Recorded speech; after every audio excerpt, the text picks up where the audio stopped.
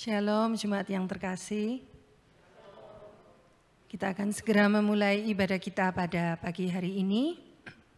Marilah kita mendengarkan panggilan ibadah yang diambil dari Mazmur 66 ayat 1 dan 2, juga pasal 96 ayat 7 hingga 9 yang berbunyi demikian.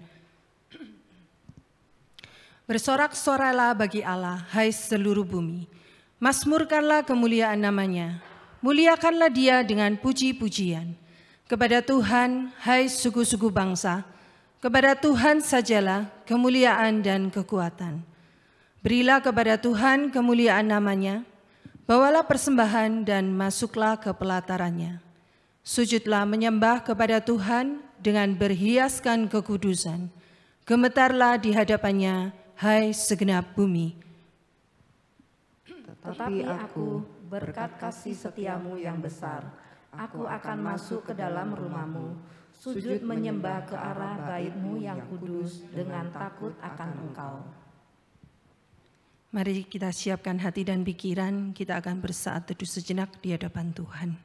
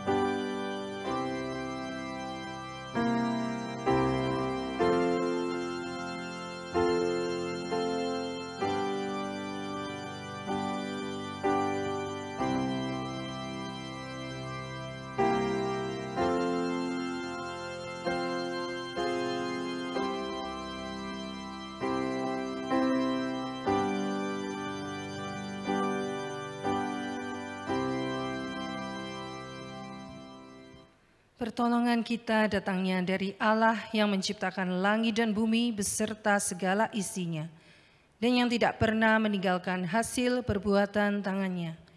Turunlah kiranya atas kita kasih karunia dari Allah Bapa, Putra, dan Roh Kudus. Amin. Mari kita naikkan pujian penghormatan bagi Allah Bapa.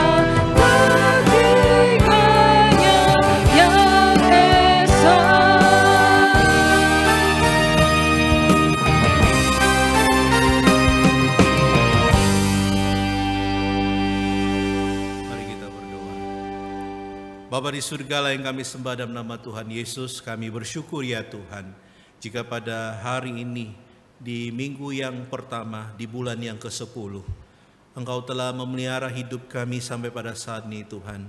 Tak henti-hentinya kami menaikkan puji dan syukur kami Tuhan, karena Engkau begitu baik dalam hidup kami. Karena itu Tuhan, kami memohonkan pengampunan-Mu, jika dalam minggu ini yang kami sudah lewati, ada dosa-dosa yang kami lakukan, lewat perbuatan, perkataan, dan pikiran kami.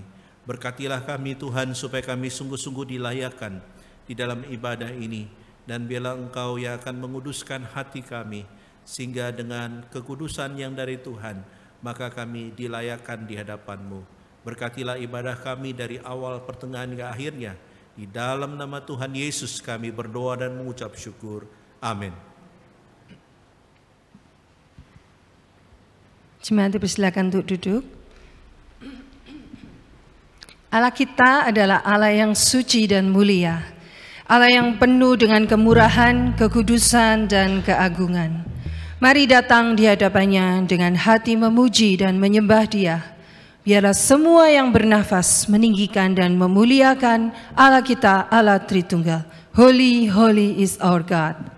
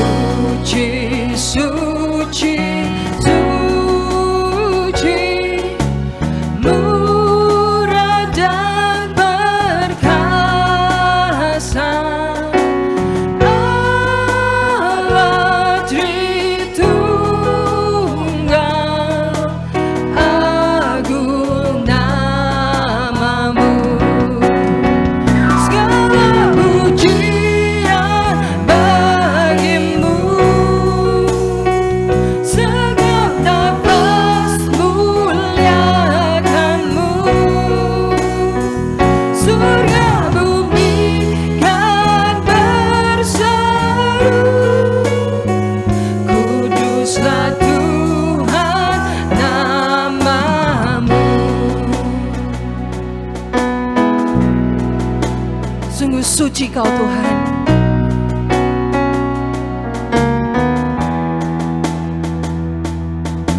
Suci, suci, suci, Kam kudus tersungkur di depan tatamu, memberi mahkota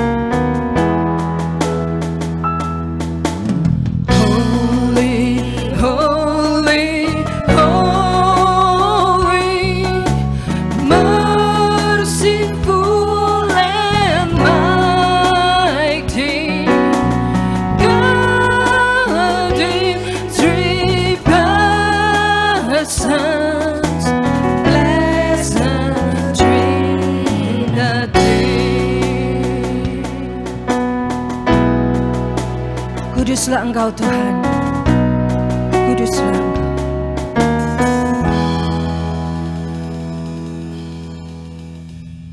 Jika bukan Tuhan yang turun ke dunia demi mencari dan memberikan hidupnya kepada setiap kita, nggak akan mungkin kita dapat menyelamatkan hidup kita sendiri. Kuasanya telah mengangkat setiap kita untuk menjadi anak-anaknya. Dialah sumber kekuatan bagi setiap kita. Mari saya undang Bapak Ibu untuk bangkit berdiri. Kita mau bersorak bagi Dia. Kita mau meninggikan namanya yang perkasa. Bersama kita bersorak, kusorakan haleluya.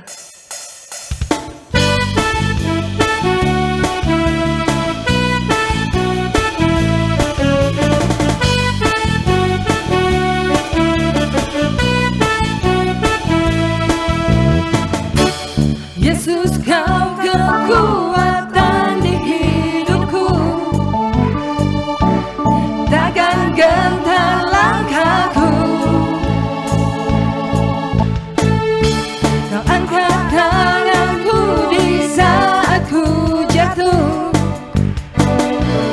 Kaulah sumber kuatku. Lembah yang gelap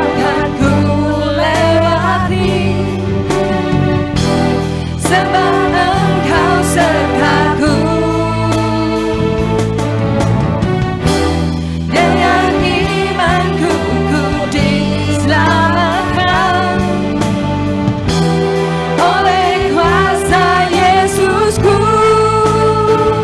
Ku angkat tanganku, ku sorakan haleluya. Namamu berkuasa, surga bumi nyatakan. Ku angkat tanganku, nyatakan Kau hebat, Allah yang perkasa, berkuasa selamanya.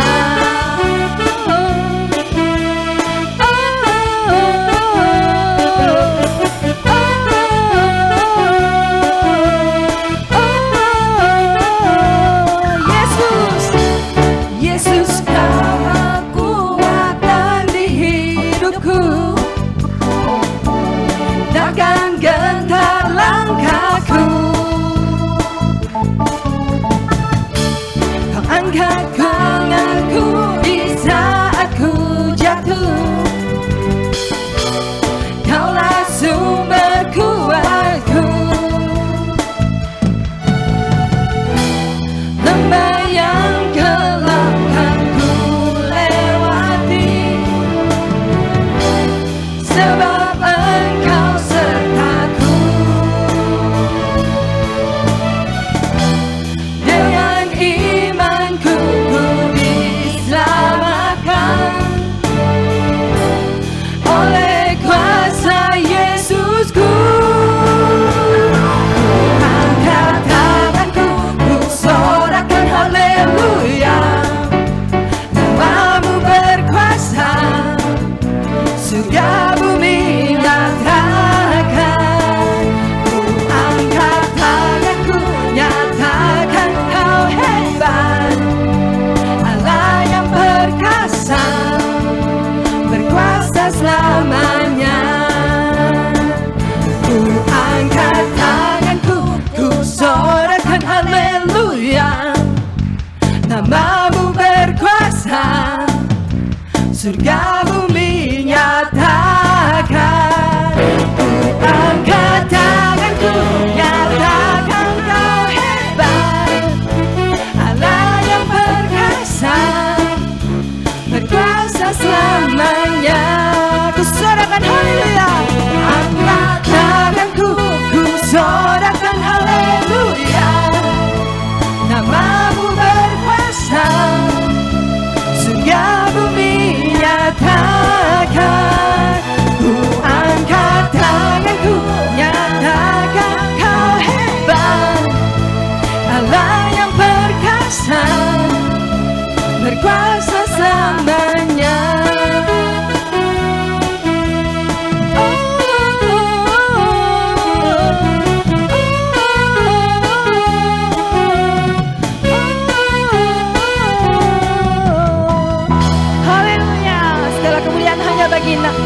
sukacita. Bapak Ibu dipersilakan untuk duduk kembali. Ada sukacita? Ada haleluya? Puji Tuhan. Bapak Ibu, menjalani hidup sebagai anak Tuhan bukanlah hal yang mudah. Banyak godaan dunia yang dapat membuat kita jatuh bangun di dalam kita hidup mengiring Dia. Namun janganlah kita menyerah, sebab Tuhan sendiri nggak pernah menyerah di dalam setiap cerita proses hidup kita. Cinta dan kasih-Nya selalu ada dan menguatkan setiap langkah kita. Sungguh tak terduga cara Tuhan menuntun kita kepada jalan yang dibukakannya. Sungguh tak terbatas kasih-Nya yang melimpah terus di dalam hidup kita. Oleh karena itu, andalkanlah Tuhan di dalam kita hidup mengiring dan melayani Dia.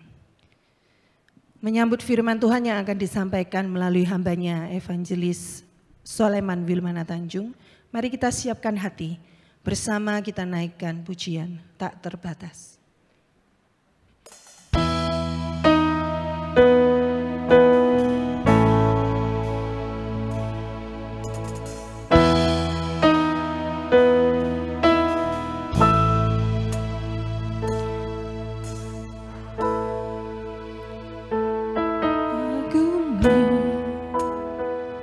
Caramu mencintaiku, kau ada di cerita proses hidupku.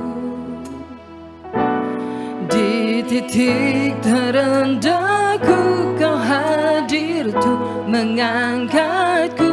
Ku tahu kau tak menyerah akan hidupku. Ku kagumi caramu mencintaiku, kau ada di cerita proses hidupku. Di titik terendahku kau hadir tuh mengangkatku. Ku tahu kau tak menyerah akan hidupku. Tak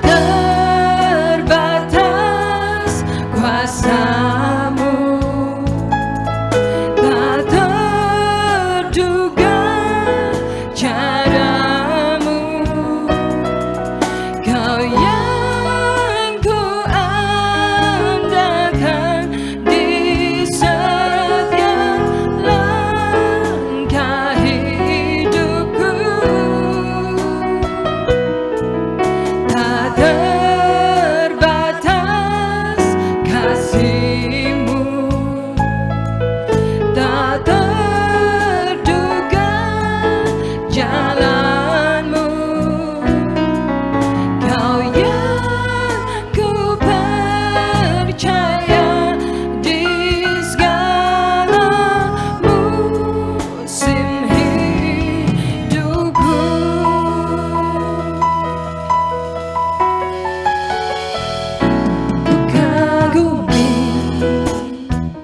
Caramu mencintaiku, kau ada di cerita proses hidupku.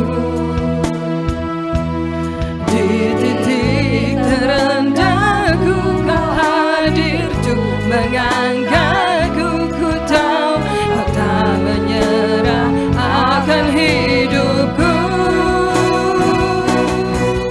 Tak terbatas kuasa-Mu, tak terduga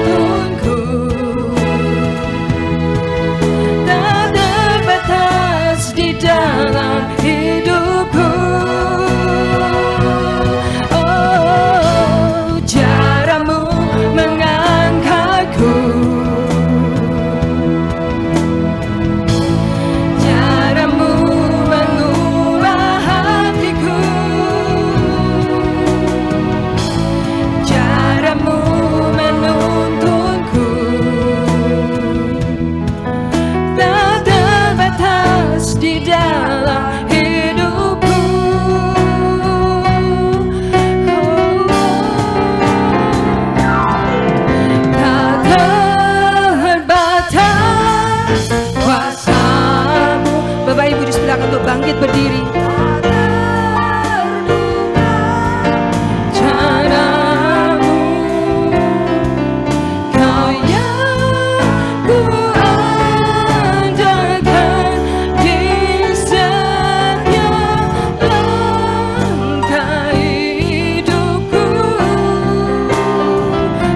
Terbatas kasih-Mu Tuhan, tak terduga jalan-jalan-Mu.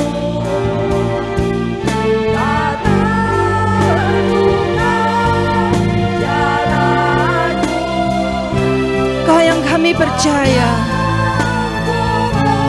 di segala musim hidup kami. Musim hidupku tak terbatas kuasa-Mu,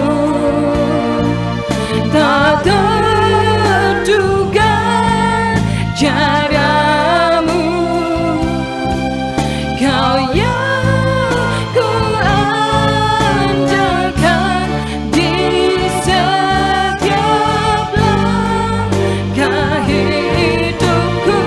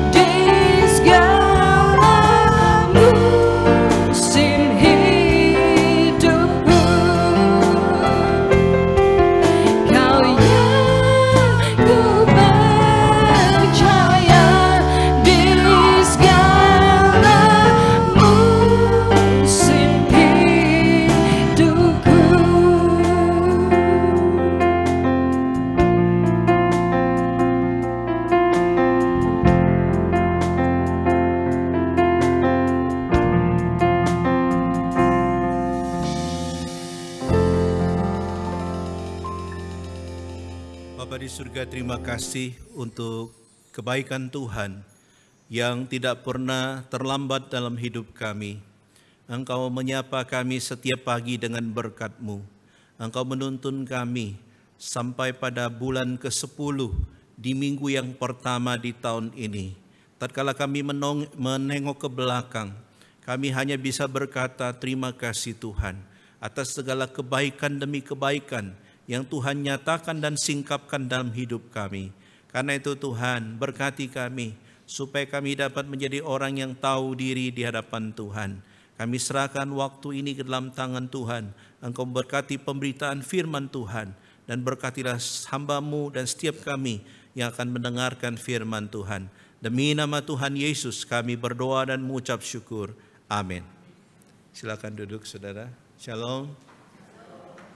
Bapak Ibu yang dikasihi oleh Tuhan, saya bersyukur bisa tetap membagikan firman Tuhan bagi saudara ya. Apa kabar Anda hari ini? Luar biasa ya. Semoga itu bukan hanya menjadi sesuatu yang di bibir ya, tapi sungguh-sungguh ya. Amin. Amin ya. Nah Bapak Ibu, mari kita akan merenungkan satu bagian firman Tuhan ya, yang pada pagi ini diberi judul pelayanan berkat atau beban ya. Saya mengajak saudara membuka Roma pasal yang ke-12. Roma pasal yang ke-12, kita akan membaca ayat yang ke-11 ya. Kebetulan ini adalah ayat favorit saya ya secara pribadi ya. Roma pasal yang ke-12 ayat yang ke-11 ya. Kalau sudah mendapatkan Bapak Ibu, mari kita akan baca firman Tuhan bersama-sama. Kemudian nanti juga di Yesaya 6 ayat 8 ya. Yesaya 6 ayat 8 saya minta singer ya, baca salah satu ya. Yesaya 6 ayat 8. Untuk Roma pasal 12 ayat 11 kita baca sama-sama. 1, 2, 3. Janganlah hendaknya kerajinanmu kendor, biarlah rohmu menyala-nyala dan layanilah Tuhan. Sekali lagi, janganlah hendaknya kerajinanmu kendor, biarlah rohmu menyala-nyala dan layanilah Tuhan. Silakan. Yesaya 6 ayat 8 akan dibacakan oleh singer ya.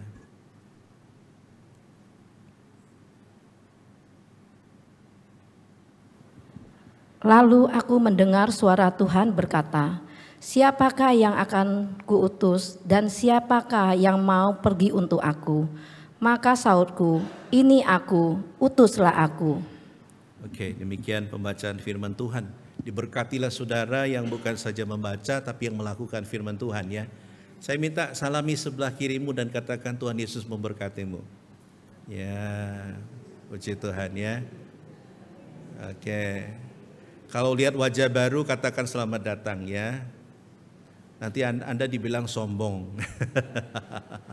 Ada jemaat yang sambat kepada saya, Pak, saya pergi ke sebuah gereja, saya duduk tidak disapa, saya pulang tidak disapa. Cek sombongnya katanya ya. Saya bilang puji Tuhan bukan di Elion ya kan. Tapi kita harus menjadi berkat bagi sesama kita. Amin. Nah saudara, berbicara mengenai pelayanan ya.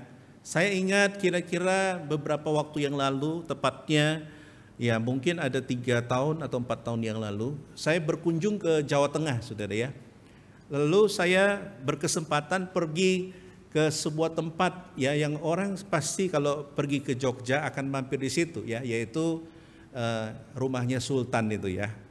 Nah saudara yang kasih oleh Tuhan, waktu itu saya masuk dan ketika itu saya menemukan di sepanjang pinggir pintu masuk itu ada orang menggunakan baju Jawa ya yang lengkap, tapi duduknya di bawah ya, duduk di bawah sak deret gitu ya, duduk di lantai. Tepatnya bukan lantai itu, tanah ya saudara. Lalu saya iseng-iseng saya dekati dan saya minta foto ya. Lalu kemudian saya tanya, Bapak ini apa ya? Dia bilang, saya ini abdi dalem ya. Tahu abdi dalem? Ya, abdi dalem itu adalah orang yang mendedikasikan hidupnya untuk melayani sultan gitu ya. Lalu saya bilang, Bapak ini digaji berapa? Dia bilang dengan senyum dia mengatakan, gaji kami kecil dia bilang. Saya bilang berapa kira-kira? Ada yang bilang 30.000 satu bulan. 30.000 satu bulan. Saya mau tanya, dalam ruangan ini ada yang mau jadi abdi dalem? 30.000 rupiah, bukan US dollar loh. Ya, mau? Lalu saya tanya, loh Pak, kenapa Bapak kok mau? Dia bilang, oh Pak, saya bukan hanya saya, sudah dari generasi dari engkongnya ya, dari buyutnya itu, dari keturunan-keturunannya itu sudah menjadi abdi dalem ya. Dan mereka mengatakan meskipun dibayar sangat kecil, kami begitu bangga menjadi pelayannya raja. Wow, saya merinding saudara waktu dengar itu. Lalu saya berusaha mengaplikasikan dalam kehidupan sebagai orang Kristen. Permisi bertanya, pernahkah engkau bangga menjadi pelayan raja di atas segala raja? Pernahkah engkau berkata, tetapi aku dan keturunanku, kami akan mengabdi kepada raja di atas segala raja, yaitu Yesus Kristus itu. Pernahkah saudara merasakan bahwa adalah sebuah privilege atau hak istimewa Tuhan memanggil kita untuk menjadi abdi dalamnya Tuhan? Pernah tidak saudara pikir begitu? Atau sebaliknya, aduh aku kok pelayanan kok aku tok, liturgis aku, penyambut aku, nanti pembesukan aku, nanti penyandang dana aku yang ditodong. Mungkin saudara sambat begitu ya. Nah orang itu sih tidak ada di sini ya, itu contoh saja ya. Tetap itu di planet lain, tidak ada di sini ya. Nah saudara yang kasih oleh Tuhan, atau sebaliknya saudara selalu keluar di mulut ini, kenapa aku yang harus melayani, bukankah banyak jemaat yang lain? Kenapa selalu aku yang ditarget begitu ya? Nah saudara, saya jadi berpikir ya, apakah abdi dalem itu berpikiran demikian? Tidak saudara. Waktu mereka mengenakan baju kehormatan itu, meskipun mereka tuh tidak pakai sandal saudara ya, jadi nyeker gitu ya, tapi kebanggaannya adalah apabila ada kirab atau ada event-event khusus, mereka akan berjalan di depan dan ada satu kebanggaan bagi mereka. Nah, saudara yang kasih oleh Tuhan, saya berpikir apakah kita melayani Tuhan ada satu kebanggaan ataukah kita merasa malu karena melayani Tuhan? Itulah kenapa saudara, bagi sebagian orang kalau kita melihat di gereja itu hanya ada terbagi dua saudara. Tidak ada tiga, cuma dua. Yaitu apa? Jemaat yang melayani dan jemaat yang tidak melayani. Saya tidak tahu saudara masuk di mana ya. Tapi jemaat hanya terbagi dua, yang pertama yang giat melayani, dan yang kedua adalah yang tidak melayani. Dan timbul pertanyaan, kalau yang melayani dan yang tidak melayani, apakah mereka bisa mempunyai konsep yang salah tentang pelayanan? Jawabannya pasti bisa. Kenapa saudara? Mungkin yang belum melayani, dia takut untuk melayani, karena apa? Dianggap melayani itu sebagai sesuatu beban, ya. Kalau aku melayani, waktuku tersita.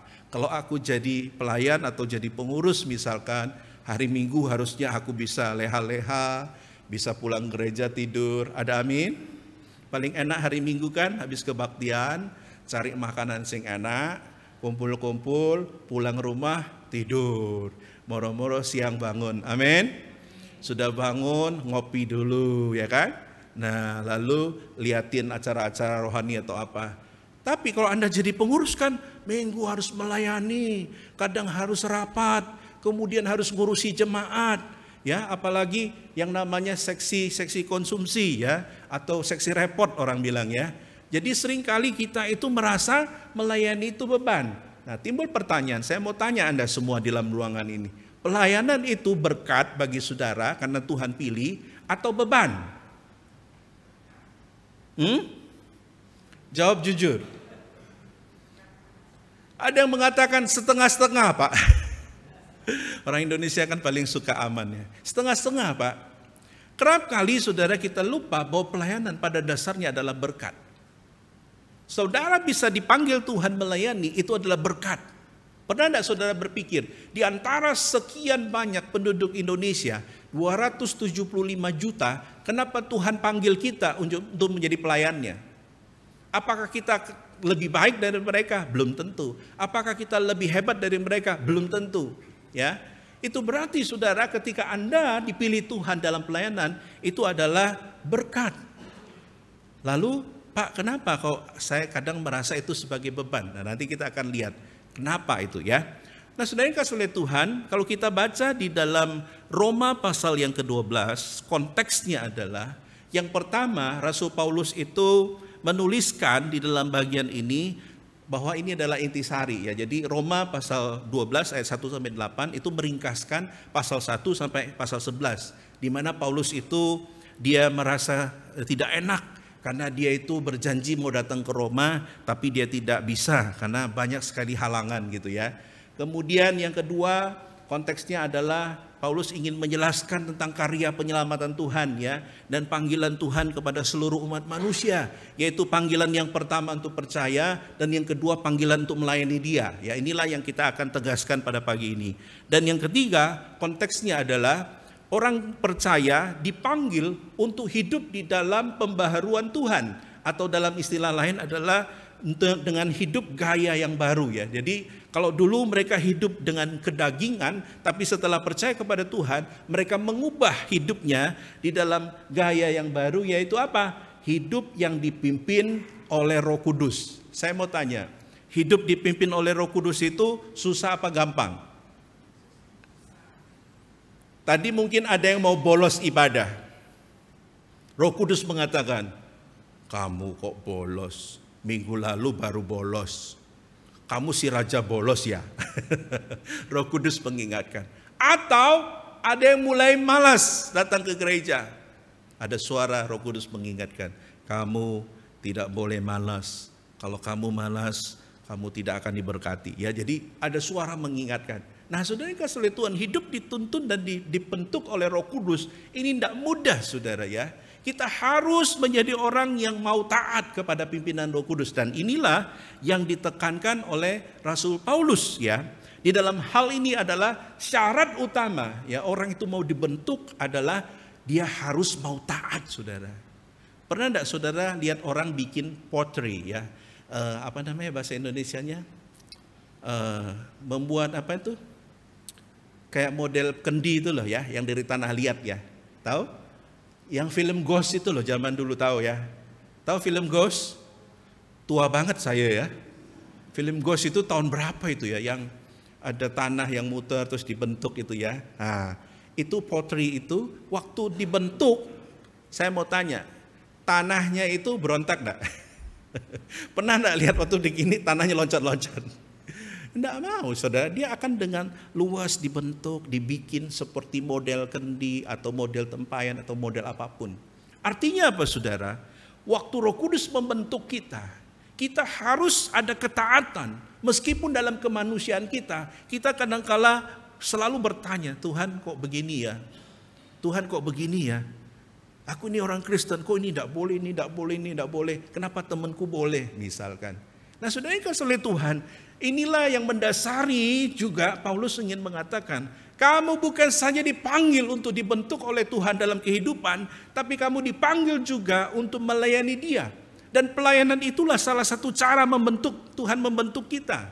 Nah, saudara, kita tanpa sadar ini sebenarnya ada hal yang sangat penting bagi orang Kristen. Coba perhatikan ya, orang yang terlibat dalam pelayanan selalu ngomong begini, saya tidak mau pelayanan. Makin saya pelayanan, saya makin tahu buruknya gereja, misalkan begitu. Pernah dengar omongan gini? Ya, pernah ya? Saya makin pelayanan, saya makin tidak sejahtera karena tahu masalahnya. Saya mau tanya saudara, ketika engkau menikah dengan pasanganmu, engkau merasa lihat tidak buruk-buruknya dia? Pasti ya, ada yang ngomong begini, Pak, pasangan saya itu waktu pacaran, tidak pernah itu saya dengar dia ngorok. Tapi setelah menikah kok ngorok.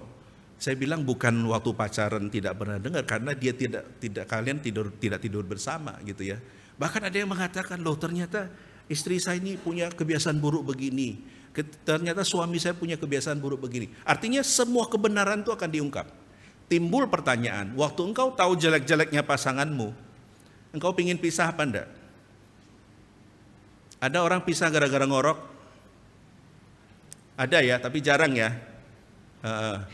Tapi ada enggak orang pisah gara-gara istrinya itu mencet odol dari belakang, kemudian suaminya mencet odol dari depan.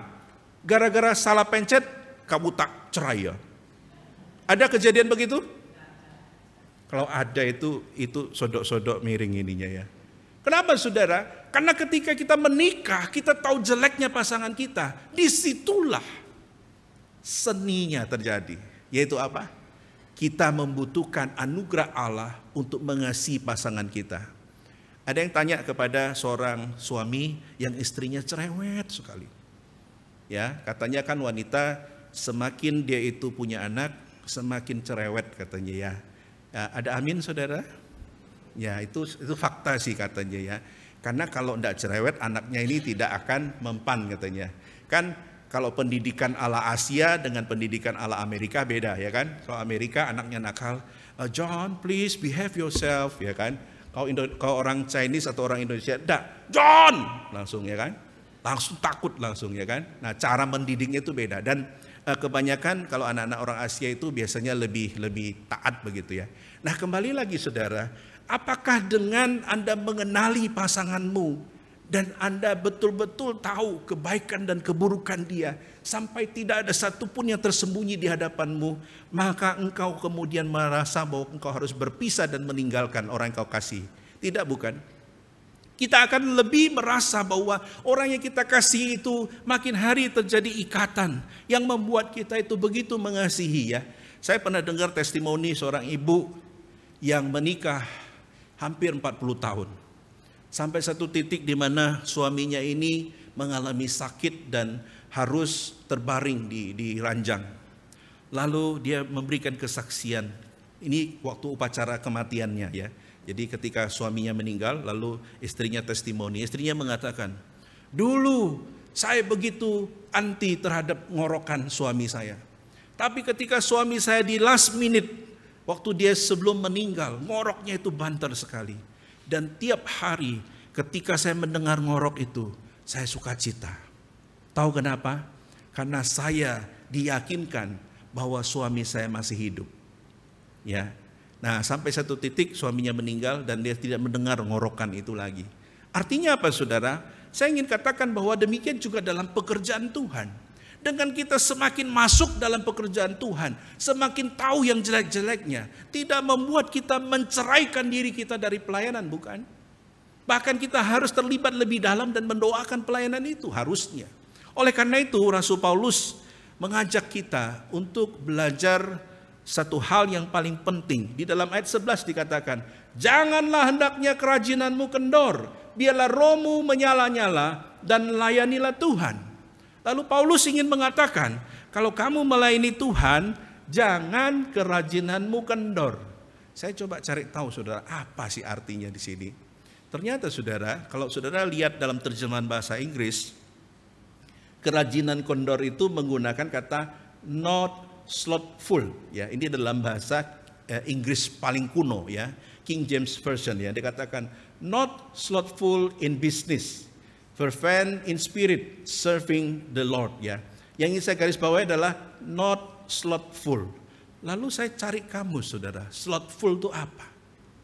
Ternyata slothful itu mengacu kepada binatang ini loh. Tahu binatang apa? Sloth. Sloth bahasa Indonesianya apa? Yang bisa tak kasih tiket. Sudah tertulis di situ soalnya.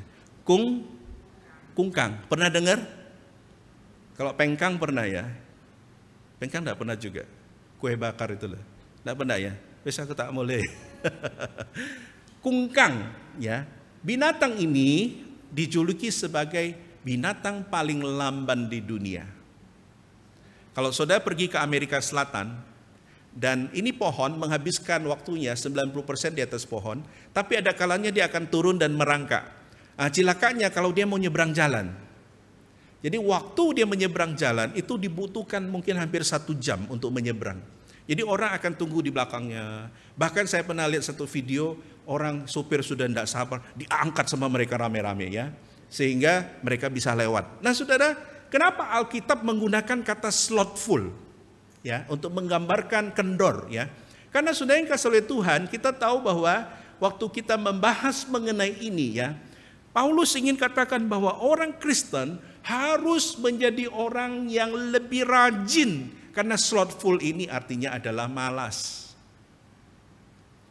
Orang tidak mau pelayanan karena malas. Banyak kali orang bisa apa istilahnya ya, ketika ditawarkan pelayanan, banyak kali orang itu menghindar karena dalam hatinya tidak mau repot.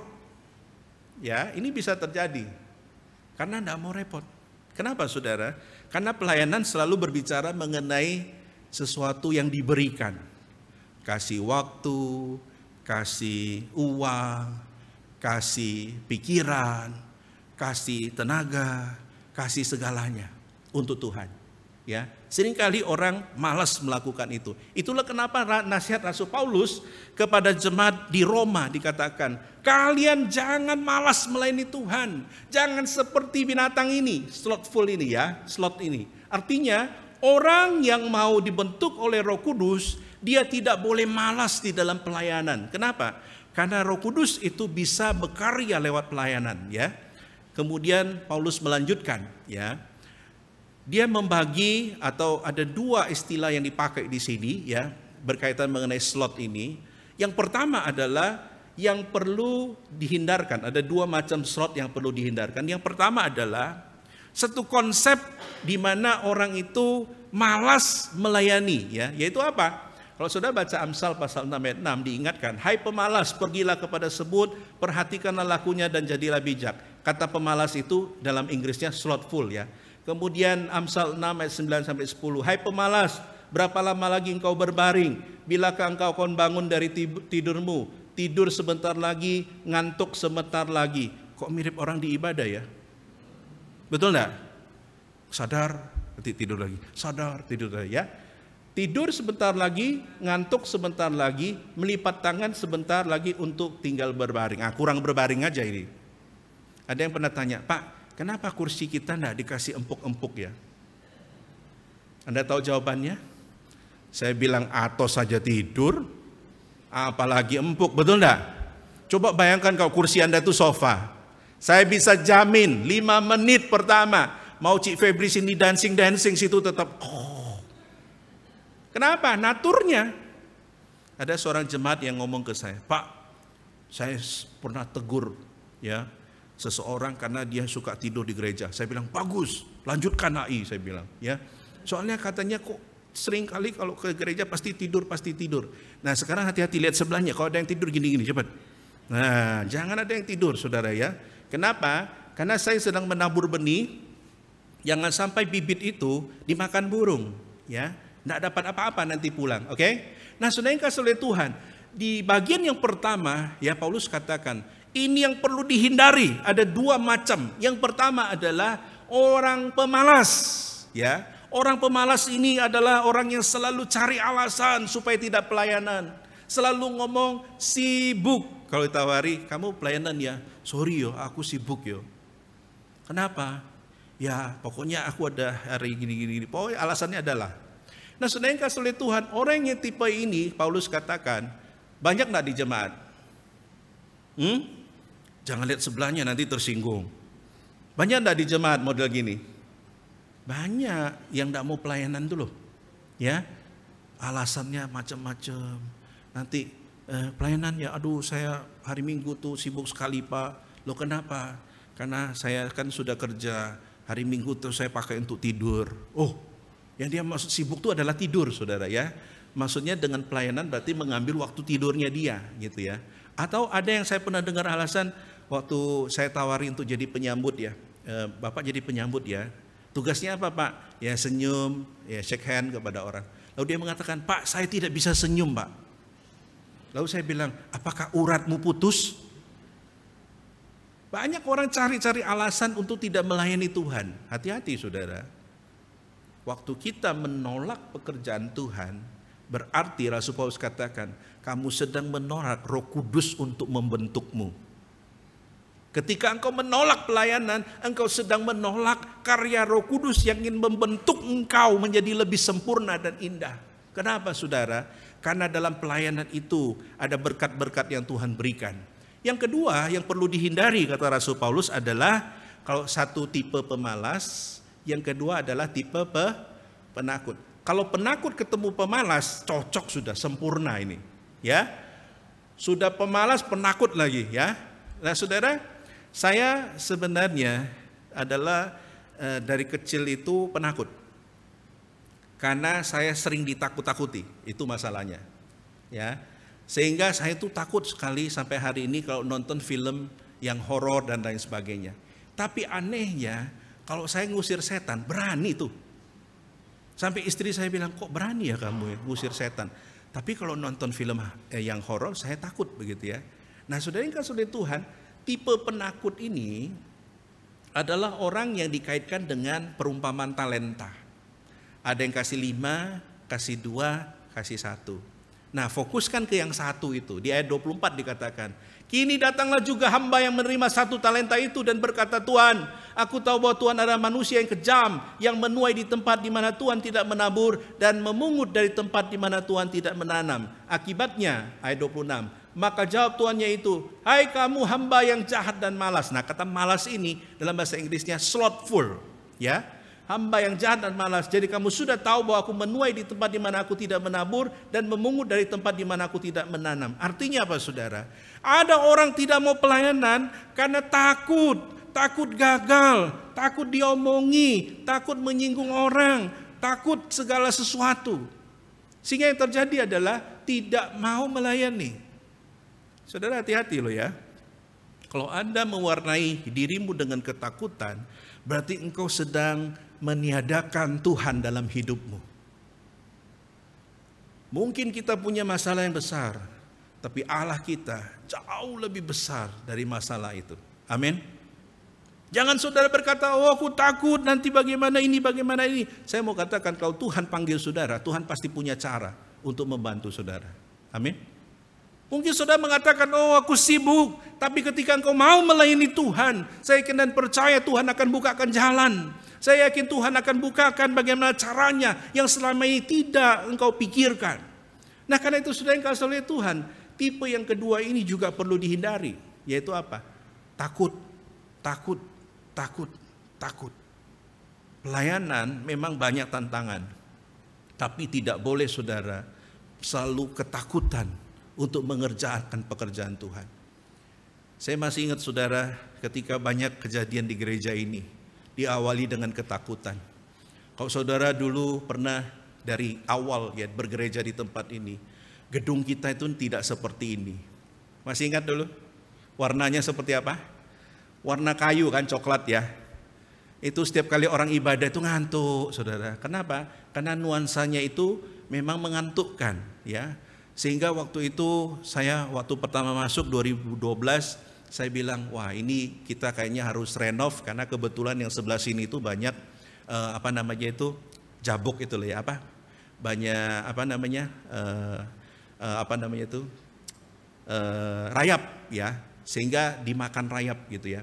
Nah, saudara yang kasih oleh Tuhan, kemudian saya masih ingat waktu itu, waktu saya melontarkan ide untuk renovasi ini, pengurusnya waktu itu semuanya tidak menanggapi dengan serius.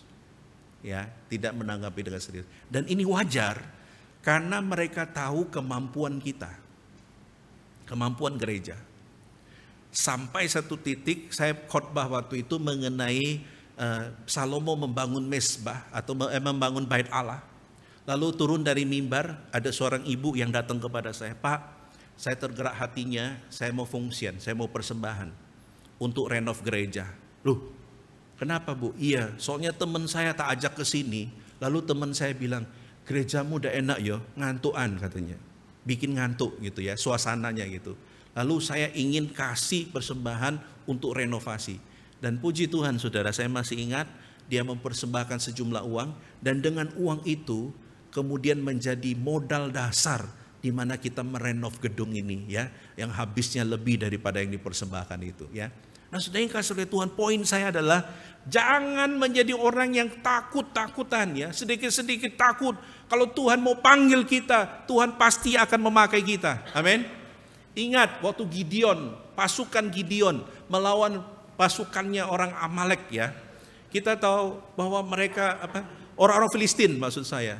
Bagaimana Tuhan memakai Gideon secara luar biasa. Dia hanya memakai pasukan Gideon yang jumlahnya 300 saudara, hanya 300.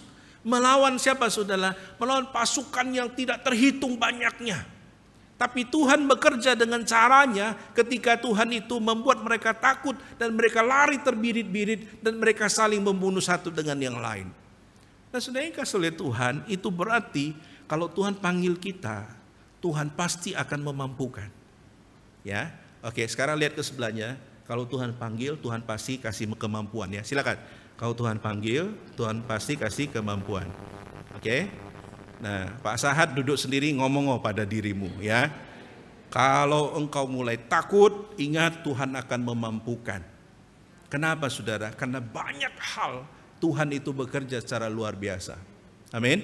Nah, karena itu saudara, kalau ada jiwa penakut dalam dirimu saat ini, ketika engkau ditawarkan pelayanan, minta kepada Tuhan keberanian. Ya. Dan jangan sampai, nah, kalau penakut masih gampang ya, tapi kalau ini agak susah ini. Ya. Malas untuk melayani. Wah, ini jenis ini hanya dapat diusir dengan tendangan tanpa bayangan ini ya. Artinya bahwa bukan lagi dengan doa dan puasa, tapi dengan doa tendangan tanpa bayangan. Kenapa? Karena menggerakkan orang malas itu susah.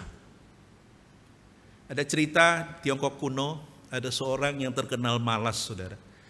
Saking malasnya saudara, dia itu waktu itu sedang kelaparan dan dia tidak mau cari makan dan tidak mau mengusahakan makanan.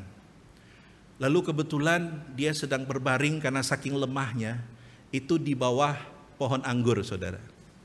Dan ketika itu dia berharap anggur itu akan jatuh ke mulutnya. Dan tiap hari dia membuka mulut, dan tidak jatuh-jatuh saudara. Hari pertama lewat, hari kedua lewat, hari ketiga lewat, hari keempat meninggal dia saudara. Kenapa? Karena itu anggur tidak jatuh, kalaupun jatuh di sampingnya, tidak tepat di mulutnya. Dia tidak mau gerak sama sekali, dia mau hanya anggur itu jatuh di mulutnya. Akhirnya dia mati dalam kelaparan. Bapak Ibu yang dikasih oleh Tuhan, kita jangan sampai masuk kategori ini. karena susah. Ya, oleh karena itu firman Tuhan mengingatkan dua yang perlu kita hindari, yaitu pemalas dan penakut. Ya, nah hanya orang percaya ya yang pemalas dan penakut, yang menganggap pelayanan sebagai beban. Ini Paulus yang menyimpulkan ya. Hanya orang yang pemalas dan penakut yang menganggap pelayanan sebagai beban. Makanya banyak orang yang demikian tidak suka pelayanan. Ya. Nah, karena itu saudara, saya berdoa semoga ini tidak terjadi di jemaat kita. Lalu apa yang dilanjutkan di ayat 12 di situ, di pasal 12 ayat 11 bagian B, kemudian Rasul Paulus menasihatkan, yaitu apa? Biarlah rohmu menyala-nyala dan layanilah Tuhan. Ya. Kalau sekarang ada istilahnya menyala abangku, ya. Ini sebenarnya istilah Alkitab ya, menyala gitu ya. Nah, saudara yang kasih oleh Tuhan, biarlah rohmu menyala-nyala dan layanilah Tuhan. Apa maksudnya?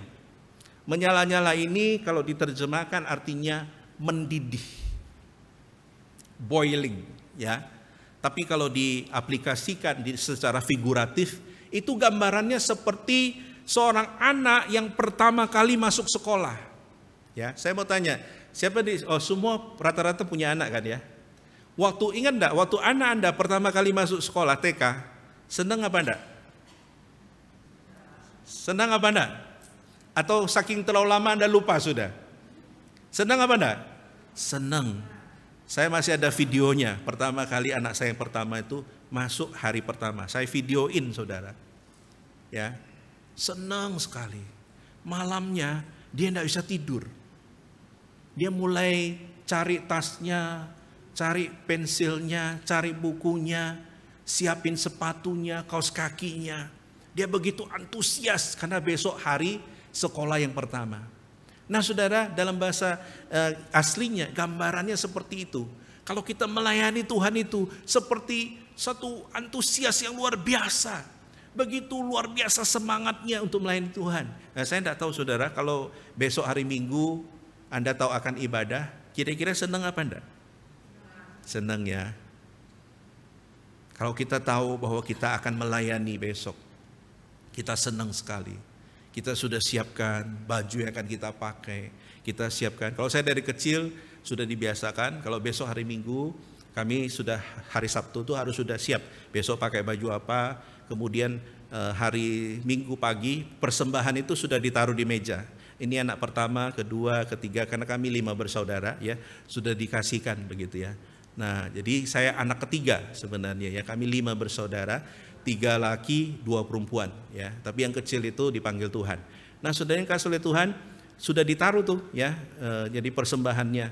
Nah, saya masih ingat dulu saya suka nakal saudara ya. Jadi contohnya begini, kalau mama bilang ini 5.000 untuk Tuhan, 5.000 untuk kamu. Lalu karena saya nakal waktu itu, 5.000-nya hilang. Lalu timbul pertanyaan, yang hilang tuh uang Tuhan apa uang saya?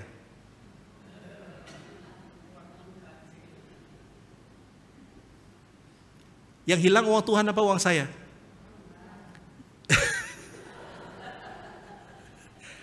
Iki podo ae. Koruptor ini semua. Lalu saya bilang, pulang saya tidak persembahan. Lalu mama saya tanya, kamu sudah persembahan? Enggak. Lu kenapa? Uang Tuhan hilang. Uang Tuhan hilang. Loh, sisanya iya uangku. Itu yang hilang uang Tuhan. Loh, siapa yang hilangkan? Aku. Ya sudah uangmu. Akhirnya mama saya bilang, uangmu dipotong ya, karena kamu yang menghilangkan ya. Jadi untuk next persembahannya saya tidak dapat ya. Nah, saudara yang kasih oleh Tuhan, saya mau tanya saudara, kadangkala dalam hal keuangan pun kita membedakan kan, uang Tuhan, uang kita. Uang kita, uang Tuhan. Apalagi kalau saudara dalam berkat ini ya, Tuhan itu tidak membedakan loh. Yang melayani diberkati Tuhan, amin. Yang tidak melayani diberkati enggak? Buktinya yang tidak melayani tak lihat tuh lemu-lemu semua. Tapi ingat saudara, poin saya adalah jangan sampai engkau meremehkan hal ini. Ya. Di Papua itu ada satu istilah namanya anak perdamaian. Yaitu apa? Dalam suku tertentu ya, ada orang yang pada zaman dulu masih kanibal. Jadi kalau orang itu ditangkap, orang itu tidak dibunuh, tapi dikasih makan enak-enak tiap hari. Tahu maksudnya apa? Supaya orang itu tambah lemu. Nanti kalau sudah cukup lemunya, dipotong dimakan. Itu makanya istilah anak perdamaian, upacara itu. Jadi Bapak Ibu yang dikasihi oleh Tuhan, jangan Anda berpikir sekarang, oh aku enggak pelayanan, aku hebat-hebat aja diberkati. Ingat loh, ingat ya, akan ada waktunya. Tuhan itu mengingatkan saudara. Secara halus enggak mempan, pakai lebih keras. Ya, saya suka pakai istilah ini. Kalau saya bangunkan tidur misalkan ya, Pak Sahat ya, kalau saya bangunkan dia ada banyak cara. Cara pertama saya panggil kan, Sahat bangun. Kalau enggak bangun, cara yang kedua yaitu apa? Saya gedor pintunya. Pak Sahat bangun. Kalau enggak bangun, saya pakai cara ketiga. Saya buka kan, betul enggak? Buka, saya masuk, terus tak goyang-goyang, betul? Kalau enggak bangun, cara selanjutnya yaitu apa? Saya ambil air. Saya siram. True. Kalau enggak bangun juga, panggil ambulans. Karena orang ini sudah tidak ada nyawanya. Jadi ingat loh, sekarang Anda mungkin diingatkan secara lembut oleh Tuhan. Ya, masih diingatkan. Mungkin paling banter digoyang-goyang. Tapi kalau saudara tidak sadar, nah jangan salahkan Tuhan. Kenapa? Karena panggilan orang percaya pertama adalah untuk percaya, yang kedua adalah untuk melayani. Jadi orang Kristen harus melayani. Kenapa? Karena itu panggilan daripada Tuhan. Nah oleh karena itu saudara, pelayanan itu adalah berkat. Ya, jadi kalau saudara dipanggil oleh Tuhan, itu adalah anugerah Tuhan. Ya, mengapa kok pelayanan itu berkat? Yang pertama, karena Kristus itu sudah mempraktekkan pelayanan itu. Dengan dia melayani umatnya, dia mati di atas kayu salib, dia telah menjadi berkat bagi banyak orang, termasuk saudara dan saya. Itu berarti saudara yang kasih oleh Tuhan, dia mati bagi kita dan kita tidak bisa membalas kebaikan Tuhan. Sampai kapanpun kita tidak bisa balas. Tapi yang bisa kita lakukan adalah kita memberikan hidup kita. Roma 12 tadi ya. Jadi ayat yang pertama, persembahkanlah tubuhmu sebagai persembahan yang kudus, yang hidup dan yang kudus dan yang berkenan di hadapan Tuhan. Nah karena itu saudara, kita mau mempraktekkan apa yang Tuhan ajarkan, yaitu apa? Kristus telah mempraktekkan bagaimana melayani ya. Dan yang kedua adalah lewat pelayanan kita bisa dibentuk oleh Tuhan. Ya. Karena dalam pelayanan itu Tuhan sedang membentuk kita, ya. Kalau kita tidak hati-hati saudara, karakter kita kadang-kala kita tidak tahu loh, karakter kita baik apa buruk. Setiap orang kalau ditanya dirimu baik apa enggak, kita selalu ngomong ya lumayan lah, cincai lah. Tapi ketika kita pelayanan, kita diperhadapkan pada pribadi yang lain, kita baru sadar, ternyata aku punya satu karakter buruk ya. Rupanya aku misalkan aku gampang marah, atau aku gampang tersinggung, atau aku ini negative thinking ya. Nah, saudara yang kasih oleh Tuhan, hati-hati ya. Kalau kita melayani, Tuhan itu sedang membentuk kita lewat pelayanan. Ya. Kadang-kala begini saudara, ada orang yang kita ngomong, aku ndak akan mau pelayanan sama dia. Tuhan taruh kita satu tim. Pernah ngerasa gitu? Kita bilang, sak gereja aku pokoknya ndak mau sama orang itu. Misalkan Pak Aman suruh, kamu sama ini ya, jadi satu tim. Lalu dalam hati, mati aku. Nah disitulah Tuhan sedang membentuk karaktermu. Engkau sedang ketemu. Kalau kita dengan orang-orang yang kita senang ya itu biasa. Tapi ketika kita ketemu orang yang kita tidak suka dan Tuhan bentuk kita, karakter kita dibentuk. Nah itulah kenapa saudara, kita harus melayani supaya apa? Karakter kita itu diubahkan. Hidup kita itu diubahkan. Ya, firman Tuhan katakan besi menajamkan besi ya. Jadi kita sesama kita itu saling memperbaiki, mengoreksi ya. Nah oleh karena itu inilah dua alasan saudara, kenapa kita itu harus melayani. Karena Kristus telah memberi teladan ya, dan telah mati bagi kita, kita tidak bisa membalas. Tapi yang hanya kita bisa lakukan adalah dengan apa yang kita bisa lakukan, yaitu pelayanan. Dan yang kedua adalah Tuhan membentuk kita lewat pelayanan ya. Nah saudara, minggu lalu saya ketemu seorang pengusaha. Ini seorang pengusaha yang sukses. Lalu cerita-cerita dia mengatakan, Pak, saya itu dulu enggak mau pelayanan.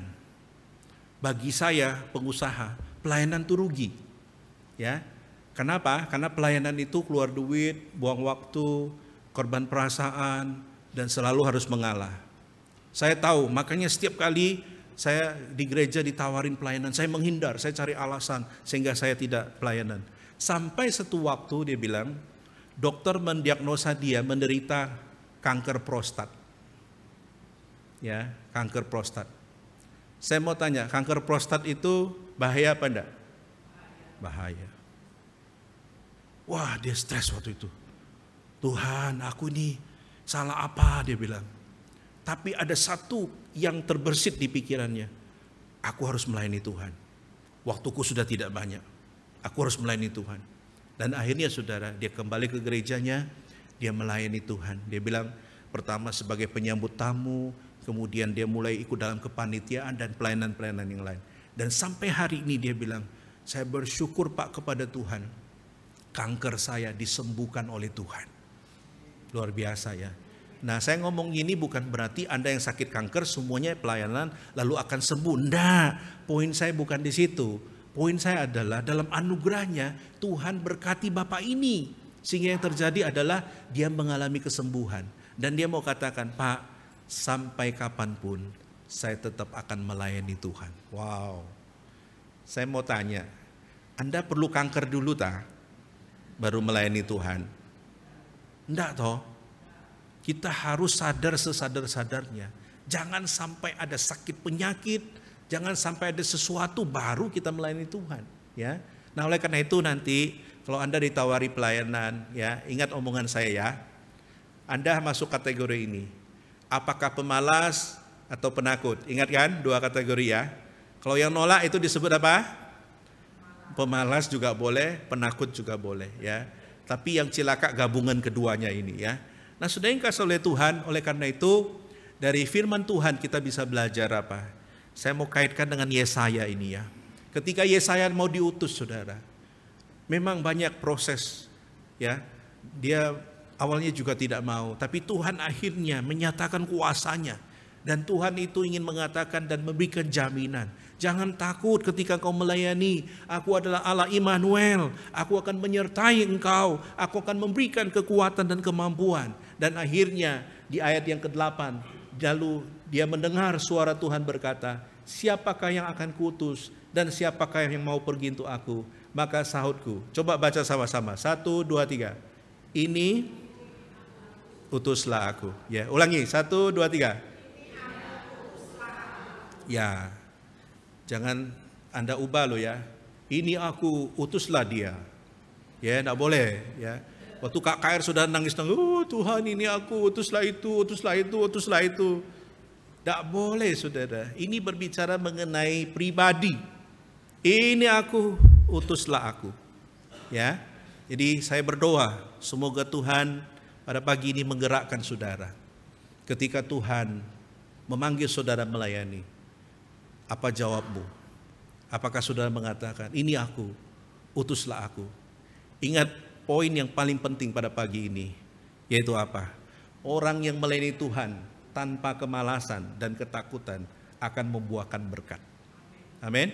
Orang yang melayani Tuhan tanpa kemalasan dan ketakutan, dia tahu Tuhan panggil dia, Tuhan pasti menyertai. Waktu Tuhan panggil Musa, apakah Tuhan memberikan jaminan? Tidak. Tuhan seolah-olah tidak memberikan waktu bagi Musa sehingga Musa itu makanya berdalih. Tapi kemudian Tuhan meyakinkan Musa. Musa bilang, Tuhan aku ini tidak pintar ngomong. Tuhan bilang, siapa yang bikin lidah? Ya, dia mau cari alasan kan? Sama dengan kita. Kamu jadi penyambut ya. Saya tidak bisa senyum. Padahal kita senyum-senyum melulu ya kan? Artinya bahwa kita cari alasan. Tapi Tuhan pakai Musa secara luar biasa. Contoh yang lain lagi banyak tokoh-tokoh Alkitab menolak ya, bahkan dikatakan banyak orang-orang yang dipakai Tuhan awalnya itu menolak, tapi ingat orang yang melayani Tuhan tanpa kemalasan dan ketakutan akan membuahkan berkat. Dan saya berdoa semoga berkat Tuhan dalam pelayanan itu limpahkan bagi saudara. Amin. Mari kita berdoa.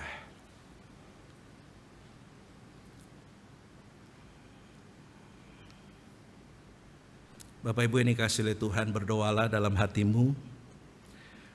Jika sampai saat ini engkau belum sama sekali melayani Tuhan, tanyakan pada dirimu, apakah engkau masuk golongan yang malas atau golongan yang takut? Jika engkau belum melakukan pelayanan, tanyakan pada dirimu, apakah pelayanan itu beban bagimu ataukah berkat? Kalau engkau meyakini Tuhan yang akan memberkati lewat pelayanan, maka jangan keraskan hatimu. Mari kita berdoa. Bapa di surga yang kami sembah dalam nama Tuhan Yesus, tolong kami Tuhan, kami terbatas adanya. Kerap kali ya Tuhan, kami menggunakan banyak alasan dan cara untuk menghindari pelayanan. Tapi pada pagi ini Tuhan, Engkau mengingatkan kami, jangan kami menjadi seorang yang seperti binatang slot, yang malas, yang penakut karena kami tidak terbeban dalam pekerjaan Tuhan. Tuhan tolong kami supaya kami sungguh-sungguh dapat menjadi pelaku-pelaku firman Tuhan yang setia. Sebab hanya orang yang sungguh-sungguh mau taat yang akan diberkati oleh Tuhan. Terpujilah namamu, hamba berdoa untuk setiap jemaatmu. Tuhan, meteraikan firman-Mu, dan supaya mereka juga bisa terlibat dalam pekerjaan Tuhan. Apapun itu, Tuhan yang akan memberkati. Dengar seru doa kami. Demi nama Tuhan Yesus, kami berdoa dan mengucap syukur. Haleluya. Amin. Mari kita bangkit berdiri. Kita nyanyikan lagu Melayani, melayani, lebih sungguh.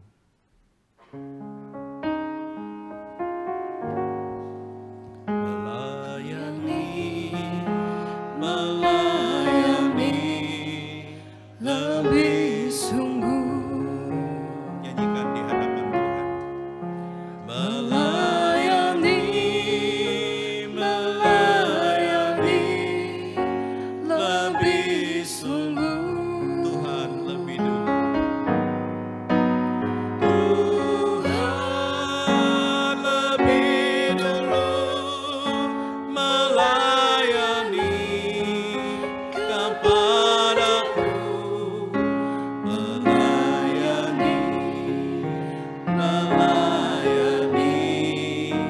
lebih sungguh. Jemaat saja melayani. Angkat suara. Melayani lebih sungguh.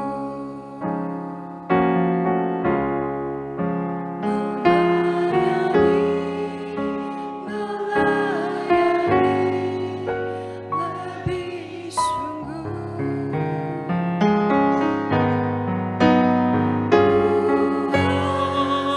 Lebih dulu melayani kepadaku,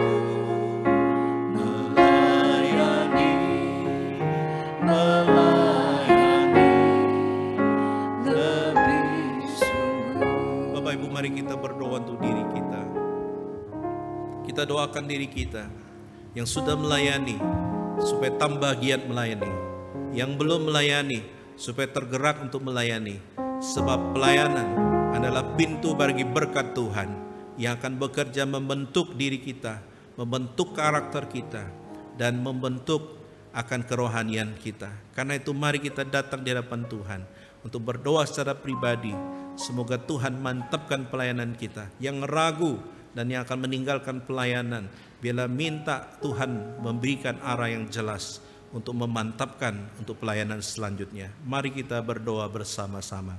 Bapa di surga yang kami sembah dalam nama Tuhan Yesus, tolong kami ya Tuhan, kami yang mungkin belum melayani Tuhan, tolong kami bisa membuka diri, sebab kami sadar pelayanan adalah pintu berkat Tuhan.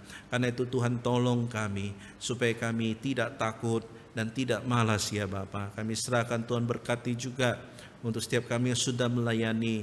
Ajar kami untuk melayani dengan satu motivasi yang benar, tidak menjadikan pelayanan sebagai beban ya Bapa, tapi dengan sukacita melakukannya. Kami berdoa juga supaya pelayanan kami sungguh-sungguh mempermuliakan nama Tuhan, dan kami sungguh-sungguh dapat dibentuk lewat pelayanan itu semakin dewasa di dalam Tuhan. Terpujilah namamu ya Bapa. Demi nama Tuhan Yesus kami berdoa. Yang terakhir, mari kita doakan gereja kita supaya tambah hari tambah diberkati oleh Tuhan, tambah hari tambah maju, tambah hari lebih banyak jiwa-jiwa dimenangkan bagi Tuhan. Doakan untuk perkunjungan setiap hari Senin yang dilakukan supaya bisa menjangkau jiwa-jiwa baru untuk kemuliaan Tuhan. Mari kita berdoa. Bapa di surga lah yang kami serahkan dalam tangan Tuhan untuk jemaat-Mu ya Bapa, untuk gereja-Mu. Kami berdoa Tuhan, tambah hari tambah biar Engkau memberkati dengan jiwa-jiwa baru. Engkau memberkati juga supaya kemuliaan Tuhan dinyatakan. Dan kami berdoa juga untuk tim perkunjungan supaya Tuhan memberkati, dapat membesuk orang-orang baru, orang-orang lama, dan mereka yang sudah mundur ya Bapa. Kami serahkan sepenuhnya dalam tangan Tuhan. Mohon belas kasihan-Mu. Terpujilah nama-Mu ya Bapa. Demi nama Tuhan Yesus kami berdoa dan mengucap syukur. Bapa, inilah doa dan harapan kami. Dengarlah sesuai dengan waktu dan kehendak-Mu. Demi nama Tuhan Yesus kami berdoa. Amin. Bersama dengan gereja di segala abad dan tempat, mari kita mengaku pengakuan iman rasuli. Aku percaya kepada Allah yang Maha Kuasa, Khalik langit dan bumi, dan kepada Yesus Kristus anaknya yang tunggal Tuhan kita, yang dikandung dari Roh Kudus, lahir dari anak darah Maria, menderita sengsara di bawah pemerintahan Pontius Pilatus, disalibkan, mati dan dikuburkan, turun ke dalam kerajaan maut. Pada hari yang ketiga, bangkit pula dari antara orang mati, naik ke surga, duduk sebelah kanan Allah, Bapa yang Maha Kuasa. Dan dari sana Ia akan datang untuk menghakimi orang yang hidup dan yang mati. Aku percaya kepada Roh Kudus, gereja yang kudus dan am, persekutuan orang kudus, pengampunan dosa, kebangkitan tubuh, dan hidup yang kekal. Amin. Silakan duduk, Tuhan Yesus memberkati.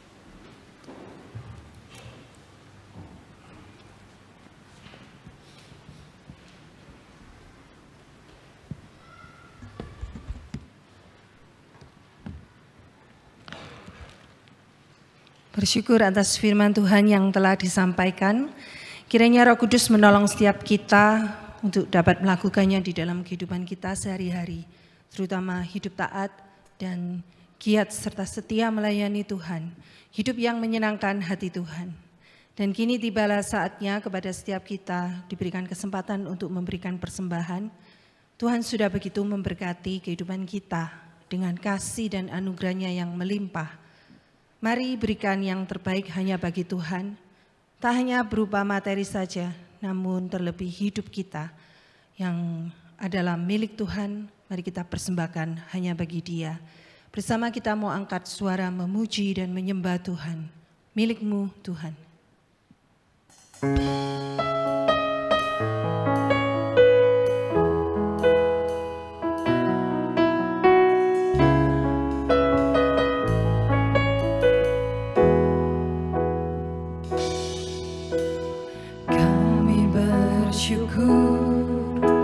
Atas rancangan-Mu yang terbaik dan terindah bagi kami.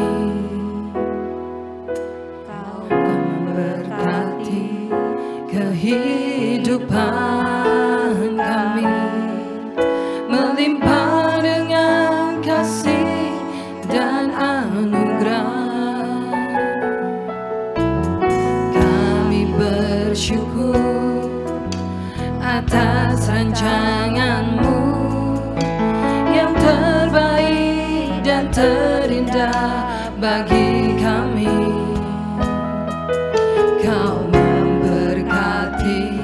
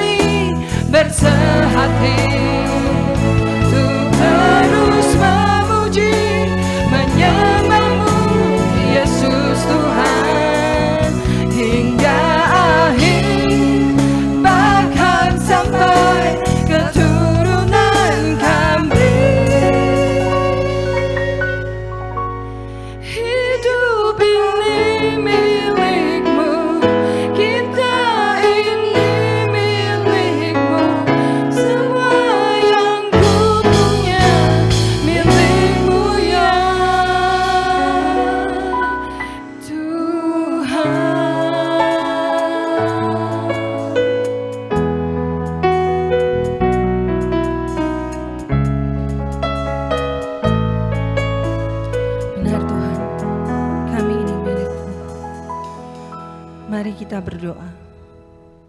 Ya Allah Bapa kami yang bertata di dalam kerajaan surga, kami sungguh mengucap syukur dan terima kasih Tuhan atas segala anugerah dan kasih-Mu yang terus berlimpah di dalam kehidupan kami. Terlebih anugerah keselamatan yang sudah kami terima, yang kami terima dengan cuma-cuma. Kasih dan penyelamatan-Mu Tuhan tak mungkin dapat kami membalasnya ya Tuhan. Dan saat ini Tuhan, persembahan yang kami berikan ini pun sebagian dari berkat yang daripada-Mu. Terlebih diri kami yang kami persembahkan, hati kami, pelayanan kami, bahkan hidup yang kami berikan padamu itu pun milik-Mu Tuhan. Semuanya itu milik-Mu ya Tuhan. Dan kini Tuhan, persembahan yang sudah terkumpul ini kiranya Tuhan mau sucikan, mau layakkan, sehingga boleh menjadi persembahan yang berbau harum di hadapan-Mu. Kau berikan hikmat dan hati yang takut akan Tuhan, serta penuh tanggung jawab boleh mengelola persembahan ini, sehingga boleh menjadi alat untuk memperluas kerajaan-Mu. Terima kasih Bapa, kami naikkan doa dan syukur kami ini hanya di dalam nama Putra-Mu yang tunggal, Tuhan Yesus, Juru Selamat kami yang hidup. Amin.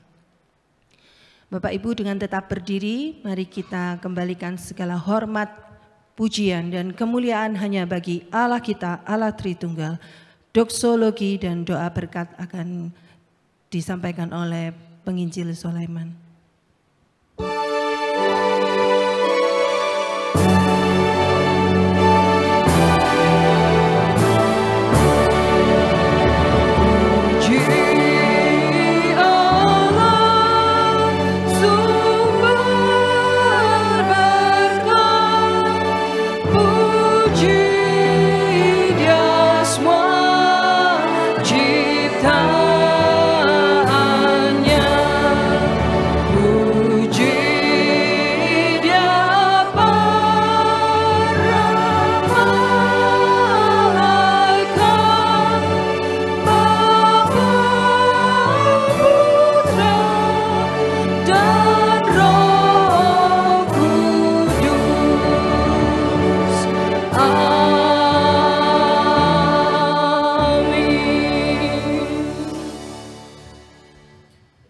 Jemaat yang dikasihi oleh Tuhan, pulanglah, lakukanlah kebenaran firman Tuhan, dan terimalah berkat daripadanya. Kiranya kasih karunia daripada Allah Bapa, kekuatan dan penopangan dari Tuhan kita Yesus Kristus, anugerah dan penghiburan dari Allah Roh Kudus akan memampukan saudara dan saya untuk sungguh-sungguh dengan giat melayani Tuhan menjelang hari kedatangan Tuhan, mulai hari ini sampai selama-lamanya. Amin.